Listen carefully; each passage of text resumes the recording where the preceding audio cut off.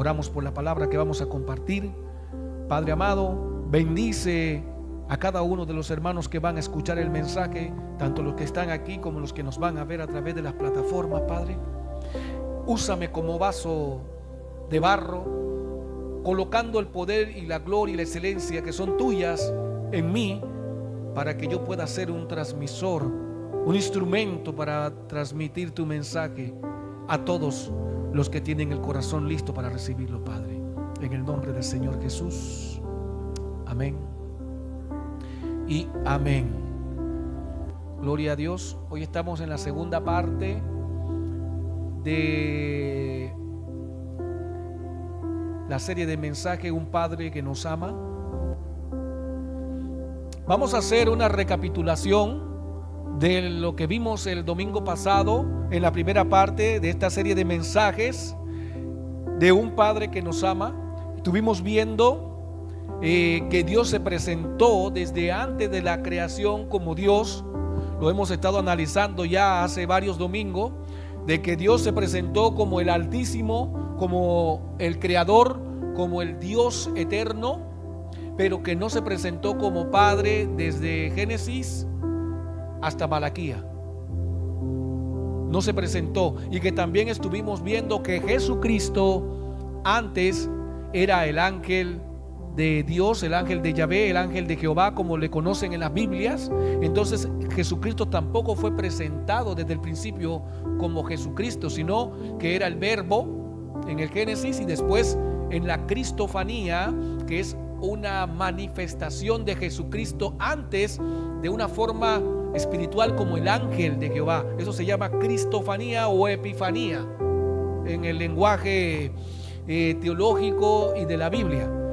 Cuando usted escuche una cristofanía, fue una manifestación del Señor Jesucristo antes del Nuevo Testamento, o sea, en el Antiguo Testamento.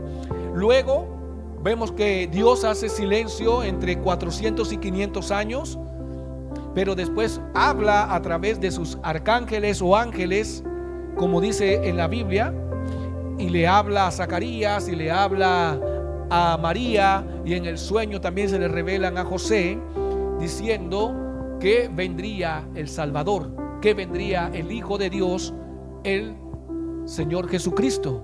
Y le dice, y lo llamarán Jesús. Entonces, teniendo claro esto, vamos a partir ahora de que Dios se presentó como Padre a un pueblo, a una iglesia, a todo un mundo. Ya no solamente Dios de los judíos, como era el Dios de Israel, sino que ahora el Dios y Padre de todo el mundo, de toda la creación.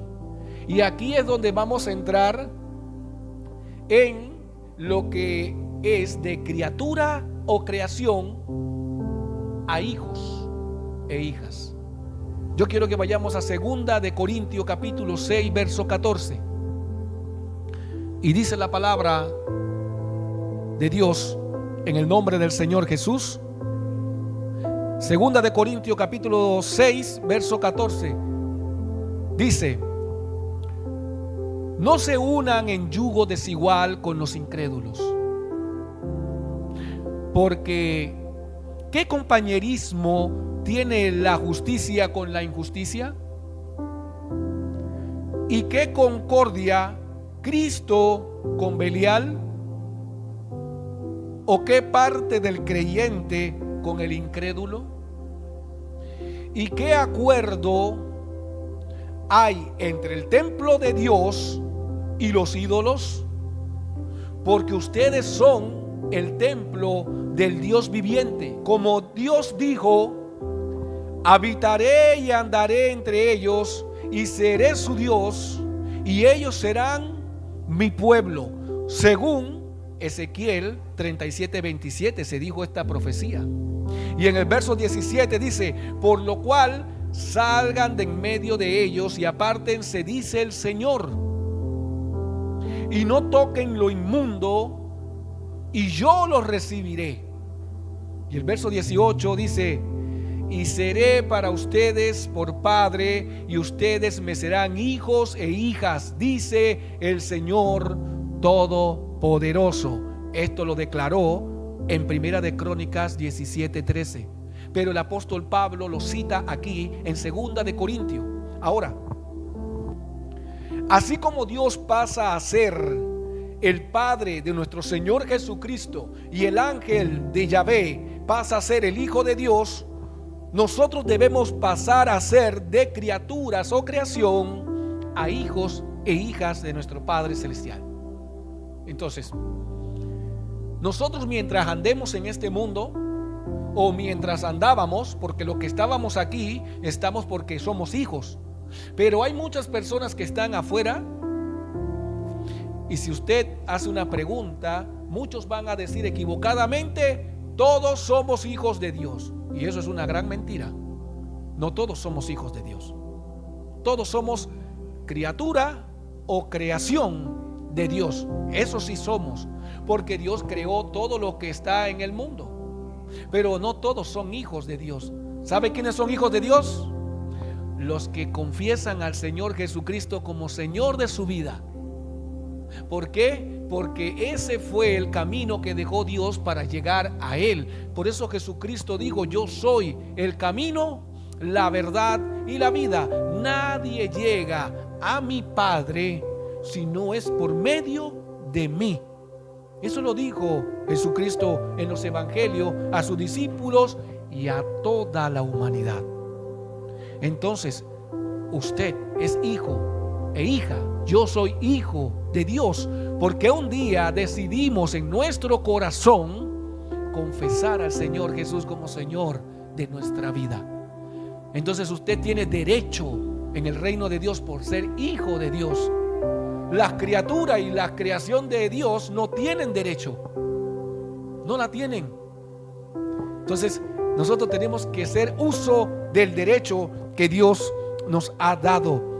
Entonces, aquí en 2 de Corintios 6, 14 al 18, ¿a qué se quiere referir el apóstol Pablo cuando dice yugo desigual? Eso es interesante. ¿Por qué? Porque dice: no se unan en yugo desigual. ¿Con quién? Con los incrédulos. Muchas personas usan este texto para decir que el cristiano no se debe casar con una mujer mundana, ni la cristiana con un hombre mundano, o decir secular, o decir criatura o creación. Una persona que no es hijo de Dios. Pero no solamente para eso. Eso es importante. ¿Sabe por qué? Porque ninguno de nosotros puede hacer cambiar a una persona. Ninguno de nosotros tiene el poder para que una persona deje de pecar y sea santo, o deje de ser una criatura o una creación y se convierta en un hijo de Dios. Nosotros no tenemos el poder para hacer eso. Ese poder lo tiene el Padre, el Espíritu Santo. Él es el que cambia al hombre. Nosotros somos portadores, somos evangélicos. ¿De dónde usted cree que viene la palabra evangélicos? De evangelios. Evangelio significa nuevas, buenas nuevas de salvación. Eso significa evangelio. Cuando usted escucha la palabra evangelio, significa: estas son las buenas nuevas de salvación que dejó Jesucristo. Cuando usted escucha que usted es cristiano evangélico, es porque usted cree en el Señor Jesucristo y cree en las buenas nuevas de salvación. Cuando usted se llama evangelista, es porque usted se llama llevador de buenas nuevas de salvación. Lo que hice yo ayer fue evangelizar, llevar una buena nueva de salvación a las puertas de las personas y decirle: tenemos un lugar donde se predica la palabra de Dios, te invitamos a ser parte. Mire, quiero aprovechar para hacer un ejemplo. Ayer en la noticia salió que fue ayer o anteayer, mi amor, que estaban en la noticia criticando a un pastor que estaba ofendiendo a las personas en la plaza. Bueno, ayer en la noticia salió un pastor. Ahora, yo no usaría la palabra pastor, yo usaría la palabra: salió una persona que se dice ser pastor. ¿Por qué? Porque a todos nos juzgan por personas como esa, como si todos fuéramos iguales, y no todos somos iguales. Así como no todos son hijos, no todos son pastores de Dios. Porque es que es pastor de Dios se ciñe a la Escritura y se deja guiar por el Espíritu Santo. Y este pastor en la plaza dice que ofendía a las personas, pasaba a llevar el derecho de las mujeres, siendo que ayer era el Día Internacional de las Mujeres. Aprovechamos para saludar y bendecir a todas las mujeres de la Iglesia Jesucristo Fuente de Amor y de las que vean este mensaje. Este hombre se fue allá a ofender a las mujeres, ofender las creencias de las personas. Y déjeme decirle algo, a nosotros como hijos de Dios no nos identifican personas como esa. ¿Sabe por qué? Porque si usted va a la Escritura, el Señor Jesucristo ha dejado un modelo clarito y no manda que nadie vaya a estar ofendiendo a las personas. Él habla de que debemos predicar con el amor, y el amor que Dios ha puesto en nosotros, no el amor terrenal, el amor de Dios. ¿Cómo usted cree que va a amar a una persona que usted no conoce? Con el amor de Dios. ¿Cómo usted cree que va a preocuparse por una persona que esté detenida, que tenga necesidad, que esté en situación de calle, que se esté divorciando, que tenga un problema, un familiar enfermo? ¿Cómo usted cree que va a levantarse de su cama a la hora que sea para ir a orar, para ir a apoyar a esa persona? Es por el amor que Dios ha puesto en su vida. Ese se llama el amor ágape. Es el amor de Dios, que no es el amor filial o el amor eros que tenemos nosotros como hombres, con que amamos a nuestra esposa, las mujeres a sus esposos, con que amamos a nuestros hijos, a nuestra papá, a nuestra mamá, a nuestros familiares. Ese es un amor terrenal, ese no es el amor de Dios, es un amor conveniente. ¿Sabe por qué? ¿Por qué es un amor conveniente? Porque usted ama, porque lo aman. Pero el amor de Dios es el que tú amas aunque te odien, tú amas aunque te ultrajan. Y ese es el amor que tuvo Dios cuando entregó a su Hijo, que dice que a pesar que nosotros éramos enemigos de Él entregó a su Hijo en la cruz porque nos amaba. Y dice que de tal manera envió a su Hijo porque amó al mundo. Bueno, a nosotros no nos identifican ese tipo de prácticas como iglesia. ¿Sabe por qué? Porque que yo me vaya con un parlante a la plaza a gritarle a la gente y ofenderla, eso no manifiesta el amor de Dios. Eso es lo que se convierte en una piedra de tropiezo para aquellos que verdaderamente quieren predicar un evangelio con amor, de restauración, de oportunidad. Y eso lo que hace es que el enemigo usa a personas así para obstaculizar el propósito de Dios de poder predicar. ¿Por qué? Comienzan a cuestionar a todos los cristianos diciendo: estos cristianos canutos vienen a la plaza a gritar y ofender, deberían de no permitirle que predique. Y eso es lo que quiere el enemigo, que se nos cierre la puerta. Pero nosotros tenemos que mostrar el amor de Dios verdadero y genuino. Y por eso el apóstol Pablo aquí dice: no se unan con yugo desigual, no se unan con los incrédulos. No nos debemos unir con los que no creen. Pero no se trata de una unión de compartir para poder llevarle la verdad, sino que se trata de una unión de no estar de acuerdo con las cosas que ellos hacen. Yo no voy a estar de acuerdo con lo que hizo este hombre, porque eso no me identifica a mí. Yo predico en las plazas, más de un año predicando en las plazas, y nunca he pasado a llevar el derecho de nadie. Nunca he ofendido a nadie. Incluso he estado sentado en la plaza predicando y al frente mío se han sentado testigos de Jehová a entregar sus tratados y a vender sus revistas de atalaya. Y yo en ningún momento me he puesto a tirarle ninguna indirecta, ni a faltarle el respeto, ni a decirle a nadie que estos son falsos, mentirosos, falsa doctrina, ni nada de esas cosas. ¿Sabes por qué? Porque ese no es el amor de Dios. Eso no es manifestar el amor de Dios. Ellos serán responsables delante de Dios de lo que están haciendo. Todos seremos responsables delante de Dios de lo que hacemos, de lo que predicamos, de cómo entregamos el mensaje de Dios. Y el que entregue un mensaje equivocado tendrá que rendir cuentas. En cambio, el que quiere conocer la verdad tiene total decisión de querer congregarse aquí o no querer congregarse. No podemos obligar a nadie a estar aquí. Todos los que venimos por amor. Somos parte de la iglesia por amor. ¿Y cuál amor? El de nuestro Padre, el que nosotros confesamos y exponemos. Entonces, no debemos nosotros unirnos en estar de acuerdo ni disfrutar de las cosas que hacen los incrédulos, pero sí tenemos que ir a predicar el evangelio con amor. Amén. Eso es lo que hace un hijo de Dios.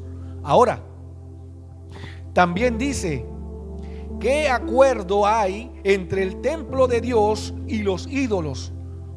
Y esto es interesante. ¿Sabe por qué? Porque aquí está hablando de no estar de acuerdo con falsas doctrinas, con falsas creencias. Porque Dios es claro, a través del apóstol Pablo, el Señor Jesús es claro. Dice, lo que dice aquí, dice: ¿qué acuerdo hay entre el templo de Dios y los ídolos? Y aquí yo me quiero ir a algo interesante. El templo de Dios no es esto. Esto no es el templo de Dios. Mucha gente habla, no, el templo o el templo. Esto no es el templo. El templo de Dios es usted. Nosotros somos el templo de Dios. Usted es la iglesia del Señor también. Entonces nosotros somos llamados, según la Escritura, la iglesia y el templo.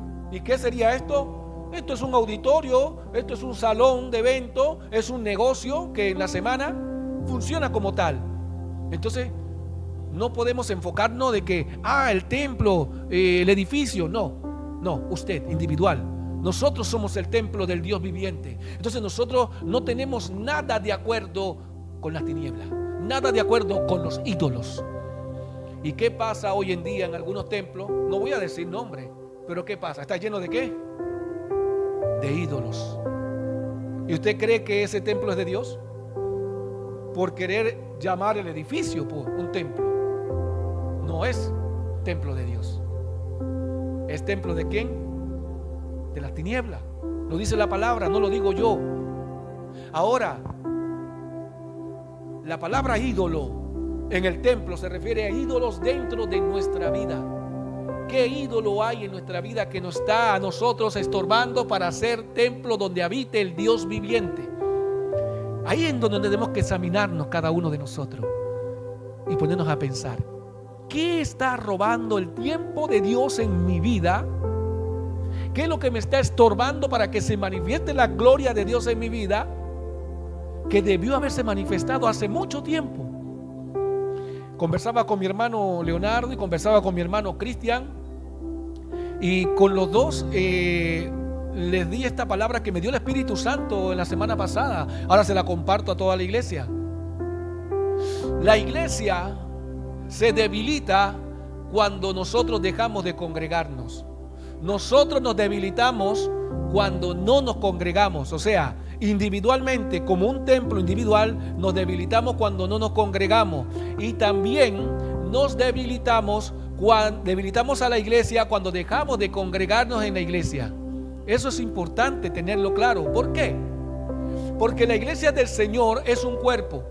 Y como es un cuerpo, tiene muchos miembros. Y cuando nosotros estamos en una iglesia, ¿qué somos? Miembros de la iglesia del Señor. Pero ¿qué pasa si a la iglesia del Señor le quitan un pie? Comienza a cojear. Entonces usted es pie, brazo, tronco, es cuerpo de la iglesia del Señor. Entonces cuando usted deja de congregarse, no solamente se debilita usted, sino que debilita también ¿a quién? A la iglesia. ¿Y qué es lo que quiere el enemigo? Debilitarnos. Y cuando nosotros nos debilitamos, ¿quién llega? Llegan los ídolos a nuestra vida. Y por eso aquí el apóstol Pablo dice que nosotros no podemos tener ídolo en nuestra vida, porque eso va a robar el espacio que le pertenece al Espíritu Santo de Dios. ¿Y qué se puede convertir en un ídolo en nuestra vida? El trabajo, la familia, un partido de fútbol, una ida a la piscina, cualquier cosa, el dinero. Mira, hermano, si a mí una persona me dice: ¿sabe qué, hermano Amer? Lo voy a ir a visitar a su casa para que nos comamos un asado, pero voy a ir el domingo en la mañana para pasar todo el día con usted. Yo, sí, claro, no hay problema, pero te vienes conmigo para la iglesia primero. Pero es que mira que no puedes venir. No hay problema, entonces espera que yo termine de darle el tiempo que se merece mi padre, y después hacemos todo lo que tú quieras. Pero primero hay que poner a Dios. Y si tú pones a Dios en primer lugar en tu vida, entonces vas a ver la gloria de Dios y se van a manifestar cosas poderosas en tu vida. Ahora,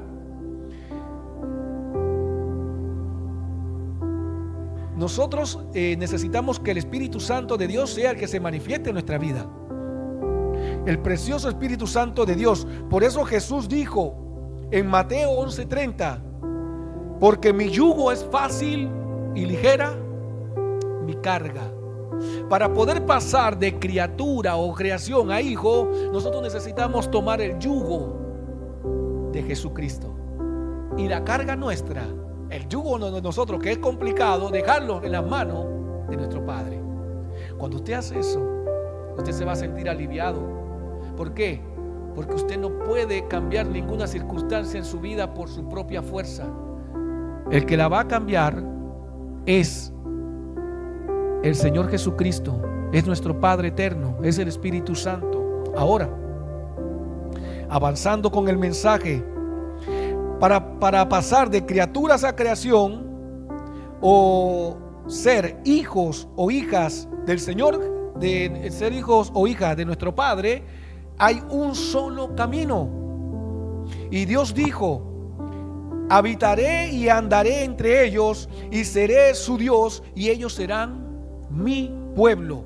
Esto según Ezequiel 37:27. Fue una profecía dada al pueblo de Israel, pero no solo al pueblo de Israel, sino dada a cada uno de nosotros y cada una de las criaturas y creación que están afuera, para que sepan que Dios ha prometido que va a habitar y andar entre ellos y ser su Dios, y ellos serán mi pueblo. Pero ¿y cómo lo va a hacer Dios si Dios no puede ser visto? Porque el hombre se muere si ve a Dios. A través de su Espíritu Santo.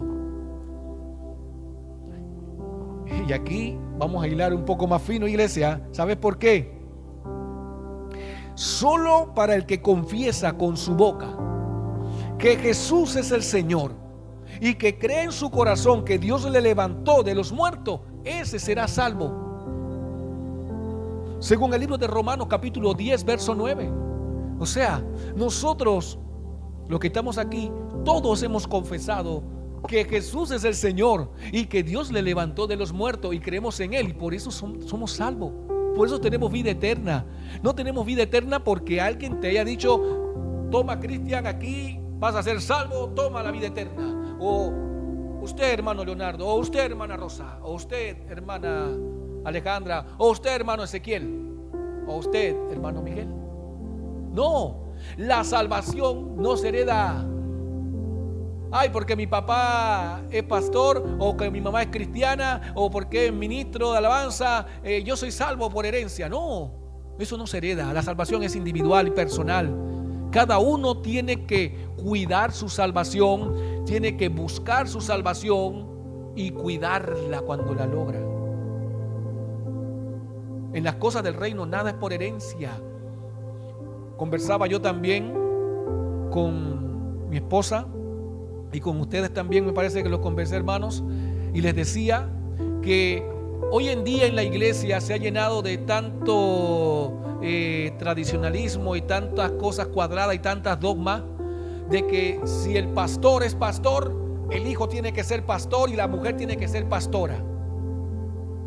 Y eso es puesto por el hombre, porque si usted busca en la Biblia donde dice eso, yo lo creo, pero la Biblia no dice que si Moisés era el libertador, el caudillo de pueblo de Israel, usado como sombra de lo que tenía que venir, que era Jesucristo. En el Antiguo Testamento Moisés era una figura parecida a Jesucristo, que fue el que libertó al pueblo y lo sacó de Egipto. A él lo llamó Dios, pero no llamó a la mujer, no llamó a Séfora, no, ni siquiera llamó a los hijos de Moisés. Los hijos, Gerson se quedó también con su mamá y Moisés fue solo a libertar el pueblo, porque el llamado fue para él, no para la esposa. Entonces no podemos pensar que si yo tengo un llamado, mi esposa tiene que heredarlo porque es mi esposa. No, ella sigue siendo mi esposa, pero el llamado es mío. Ahora, si Dios le da un llamado a ella, es un llamado que va a recibir ella entre el Espíritu Santo y Dios, que la va a escoger para algo. Así mismo usted, hermano. No se sienta presionado que usted tiene que hacer algo. Usted descubra su llamado que Dios tiene para usted como hijo o hija del Altísimo Dios, porque Él dice que va a habitar en medio de nosotros con su Espíritu Santo. Pero para que se cumpla esta promesa que Dios hizo en Ezequiel 37:27, primero hay que hacer lo que dice Romanos 10:9. Lo que dice Romanos 10:9. Porque las cosas del Señor no son fáciles. No es que, ya yo voy a ser hijo y soy hijo. No, para poder ser hijo de Dios tenemos que cumplir lo que dice Romanos 10:9. Dice que si confiesas con tu boca que Jesús es el Señor y crees en tu corazón que Dios se le levantó de los muertos, serás salvo. Esa es la forma, no hay otra. No hay otra forma de ser salvo. No hay otra forma. Pero no es fácil. También hay que cumplir con una ordenanza. O sea, ya yo confesé al Señor Jesús con mi boca, creo en Él, soy salvo, listo, ahora soy hijo de Dios. No es así de fácil tampoco. ¿Por qué? Porque ese es el primer paso. El primer paso. Lo siguiente es lo que dice 2 de Corintios 6:17. Mire lo que dice aquí Dios a través del apóstol Pablo. Por lo cual salgan de en medio de ¿quién? De ellos. Y apártense, dice ¿quién? El Señor. Y no toquen lo que inmundo. ¿Y qué dice después? Y yo los recibiré.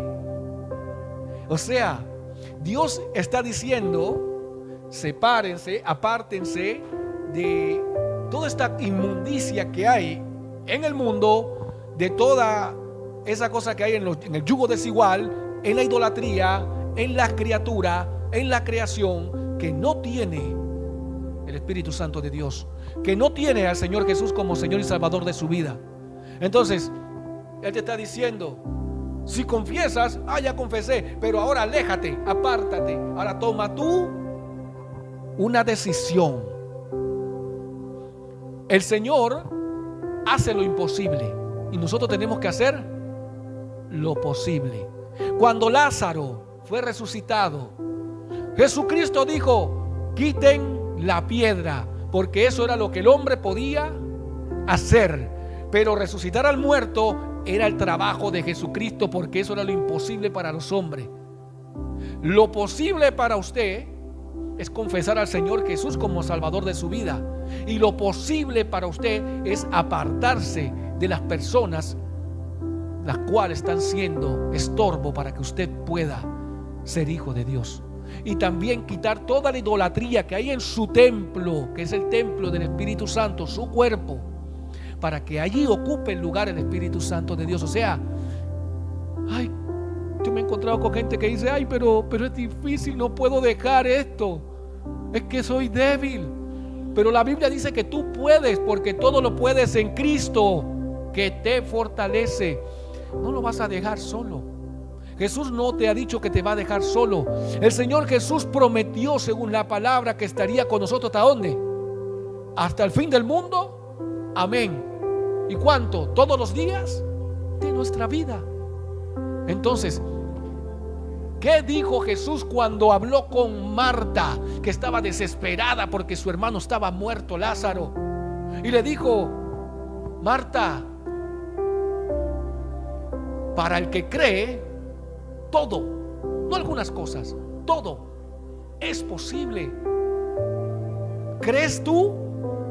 ¿Crees tú, hermano? ¿Cree usted, hermano? ¿Cree usted, hermana? Todo es posible. Todo es posible. ¿O usted cree que esta iglesia que está aquí, porque está aquí, es por puro capricho del pastor? No, es porque nosotros decidimos creerle a Dios. Y como creemos en Él, sabemos que esto es posible, que nosotros podemos ser instrumento de salvación para personas. No somos la salvación, somos el instrumento que Dios usa para llevar la salvación, que es el Señor Jesucristo. Entonces, eso es lo que hacen los hijos e hijas de Dios. No es fácil. Nadie dijo que sería fácil. Ahora, vamos a lo segundo. La dádiva del Padre. Muchos cristianos les gusta esta parte, las dádivas del Padre. Amén, a mí me gustan las dádivas del Padre. Y para eso vamos a Lucas 11:13. Dice la palabra de Dios: pues si ustedes, mira lo que dice, y esto aquí es hablando Jesucristo, pues si ustedes, siendo malos, saben dar buenas dádivas a sus hijos, cuánto más su Padre Celestial dará el Espíritu Santo a los que lo pidan. Aleluya. Vamos a hablar de la dádiva. Aquí Jesucristo nos recalca que nosotros, siendo malos, sabemos dar buenas dádivas a nuestros hijos. Partamos por allí. Cuando usted le va a dar un regalo a su hijo, que no es el que él le ha pedido, sino un regalo suyo de su corazón, ¿qué usted espera de su hijo? Que sea agradecido, ¿no? Que se ponga muy feliz, que salte de la alegría, que se sorprenda y que diga: wow, papá, wow, mamá, gracias por este regalo. Oh, no lo esperaba. Pero dice que nosotros somos, ¿qué? Malos, pero sabemos dar buenas dádivas, buenos regalos a nuestros hijos. Pero Jesús dice aquí y nos pregunta: ¿cuánto más su Padre Celestial, que es ¿qué? Bueno, dará el Espíritu Santo a los que lo pidan? Y aquí es donde yo quiero separar algo. Hoy en día se dice como que las dádivas de Dios fueran cosas materiales, pero no son cosas materiales. Muchas personas quieren ir a las iglesias buscando ¿qué? Una bendición, algo material, algo que cambie su vida, que cambie su estado económico, y piensan que viniendo a la iglesia, sacando del bolsillo y poniendo allí, lo van a lograr. Pero aquí es clara la palabra, dice que el Padre, la dádiva que nos va a dar es el Espíritu Santo. Entonces, como la gente está siendo engañada y manipulada, se van de aquí, no reciben nada material y dicen: me están sacando pura plata nomás. Y están en lo correcto, le están sacando pura plata nomás. Pero si tú vienes aquí y la dádiva que vienes a buscar es el Espíritu Santo de Dios, lo vas a encontrar. Y no por lo que tú des, sino ¿por qué? Porque se lo pidas al Padre. Aquí dice: cuánto más su Padre Celestial le dará el Espíritu Santo. ¿A quién? A los que lo pidan, no a que los compre. Cuando estaba el apóstol Pedro predicando y orando por las personas, y con la imposición de las manos estaba manifestándose el Espíritu Santo sobre muchas personas que recibían el Espíritu Santo, habían unos tipos que quisieron comprar el don de Dios, quisieron venir donde Pedro y decirle: oye Pedro, ¿cuánto cuesta ese don? ¿Cuánto cuesta ese talento? Porque estos eran magos, hechiceros que engañaban a las personas, y ellos pensaban que el don de Dios se podía comprar, según el libro de los Hechos.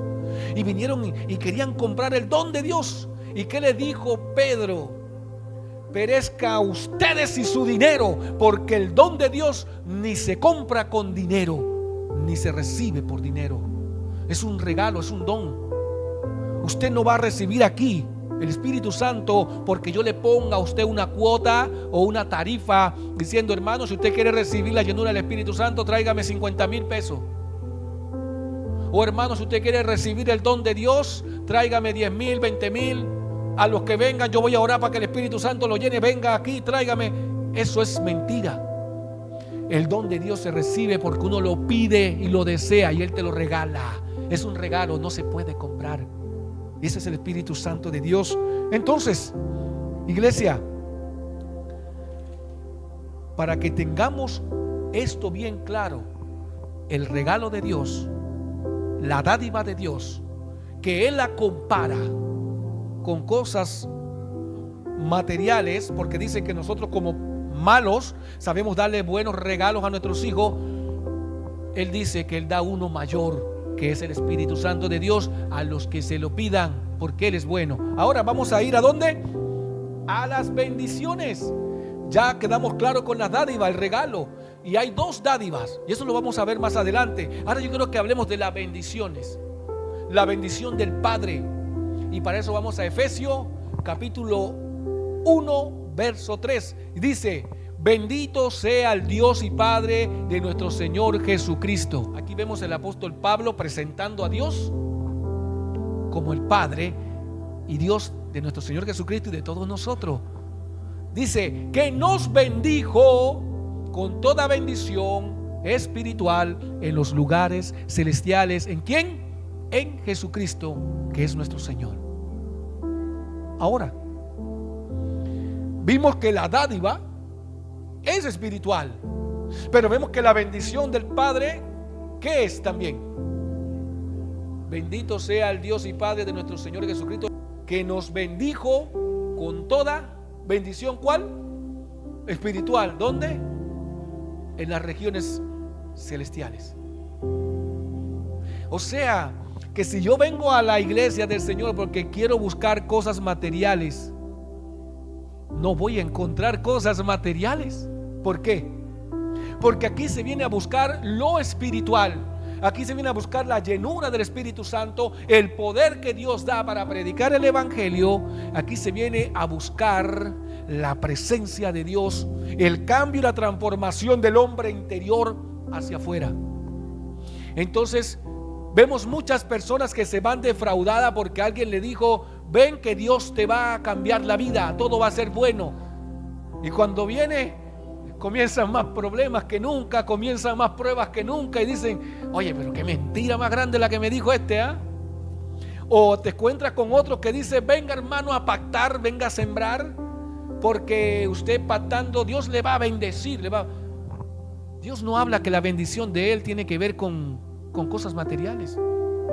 Si usted quiere ser bendecido, usted va a recibir salvación, su casa va a recibir salvación, su familia va a recibir salvación, y qué mejor bendición que esa.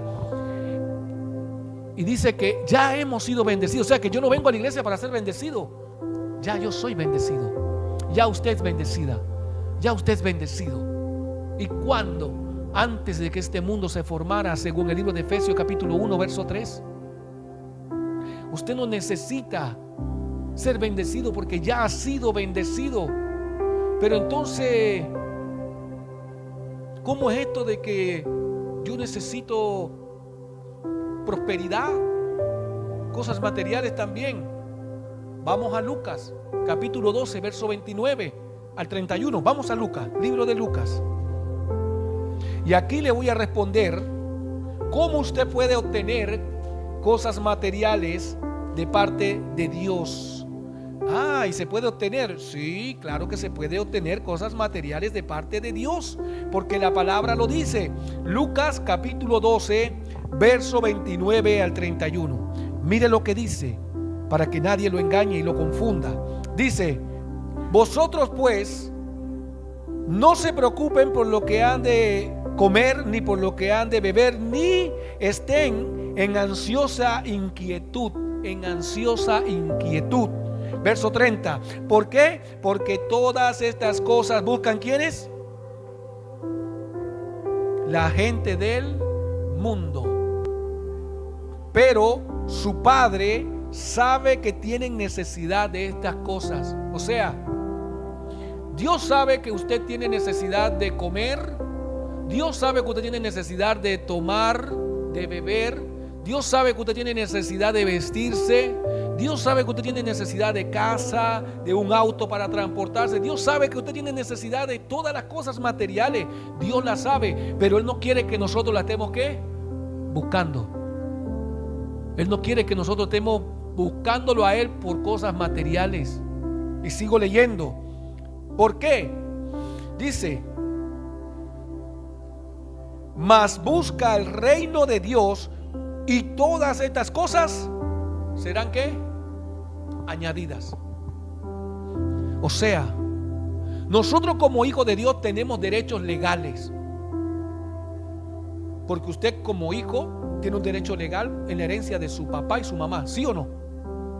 Todos tenemos un derecho legal.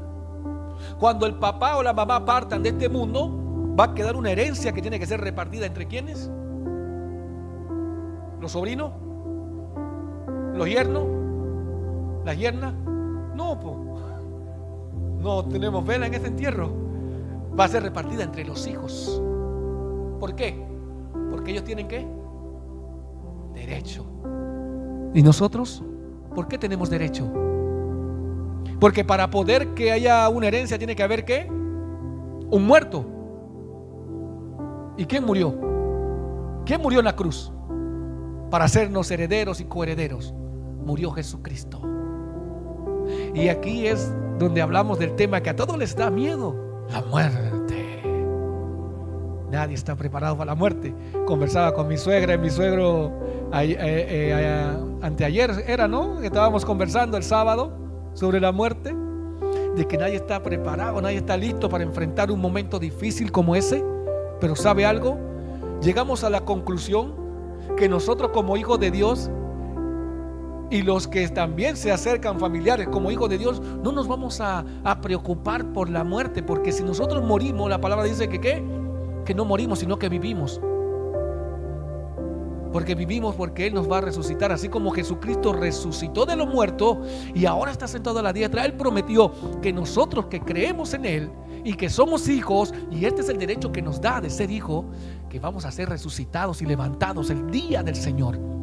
Cuando escuchemos la trompeta, cuando seamos llamados, vamos a ser levantados, porque es la promesa de la herencia. Y nuestros tesoros y nuestras riquezas van a estar esperándonos ¿dónde? En el reino de Dios. Él no nos va a dar riquezas aquí porque aquí viene el ladrón y se la roba. Él nos va a dar las riquezas que tiene reservadas según este libro cuando nosotros hayamos muerto y estemos en su presencia. Entonces hay otras personas más que heredan, que son ¿quiénes? Los adoptados. Todo hijo adoptado aquí en el mundo secular tiene derecho también ¿a qué? A la herencia. ¿Y qué dice la Biblia? Que nosotros hemos sido ¿qué? Adoptados. ¿Por quién? Por el Señor Jesucristo. Por medio de Él hemos sido adoptados y tenemos doble herencia. ¿Cómo así, pastor? Sí, porque somos herederos y coherederos de las riquezas de Dios. Wow, hermano Leo, nos preocupamos nosotros de querer hacer dinero en este mundo y estamos maquinando en la cabeza. Yo soy uno, maquinando, pensando en negocio, pensando en qué hacemos. Porque esa es la naturaleza del hombre. Pero cuando llega mi cable a tierra, mi esposa, y pongo los pies en la tierra, pero mi amor, soñar no cuesta nada, no me voy a endeudar por soñar, déjame soñar, no me van a venir a cobrar por soñar. Y soñamos en esos 5 minutos de que, wow, y me gano el loto. ¡Ay! Dios reprenda al diablo. El pastor pensando en ganarse el loto. ¿A quién no le ha pasado por la cabeza ganarse la lotería, tantos millones de pesos para hacer cosas? Pero después nos damos cuenta que nuestra fe no está puesta en la lotería, sino que está puesta en el Rey de Reyes, Señor de Señores, en nuestro Padre eterno. Y que Él, a pesar de la vida que tengamos, nos ha prometido una riqueza que se nos va a dar. ¿Y qué tenemos que hacer nosotros? Aquí está el secreto de lo que tenemos que hacer nosotros. Aquí está en Lucas capítulo 12, verso 31. Mas busquen el reino de Dios y todas las cosas serán añadidas. O sea que lo material que Dios nos da en vida son ¿qué? Añadiduras. Y no la podemos comprar ¿con qué? Con diezmo, con ofrenda, con pacto, con ningún tipo de dinero que traigamos, sino ¿cómo? Buscando primeramente el reino de Dios. Entonces hay personas que dicen, pero ¿qué pasa? Que yo voy a la iglesia y siembro y pacto y diezmo y ofrendo y doy plata cada vez que el pastor pide, pero mi casa estamos pasando más hambre y más necesidad y más deuda. Hermanos, están echando porque no podemos pagar la renta, porque me dicen que tengo que dárselo todo al Señor. ¿Y dónde dice eso en la Biblia? Y allí es donde nos equivocamos y nos confundimos el camino. Dios dice, busca el reino.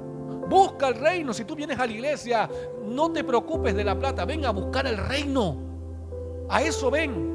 Si tú vienes a buscar el reino de Dios, tenlo por seguro que Dios te va a dar las añadiduras que Él ha prometido: comida, bebida, vestido, ropa, trabajo, auto, casa. Y Él te va a dar ¿Para qué? Para que tú lo honres a Él. No te lo va a dar para que seas vanidoso por ahí diciendo: mira el auto de último modelo que tengo, soy bendecido, mírame la casa lujosa que tengo. Eso no es el reino de Dios, porque el reino de Dios no es comida ni bebida. Y aquí vamos a la conclusión, hermano, del mensaje. Y en esta conclusión es importante que nosotros tengamos claro que somos hijos, herederos, coherederos, porque el Señor Jesucristo así lo hizo. Porque tenemos un Padre que nos ama, nos amó y nos amará siempre.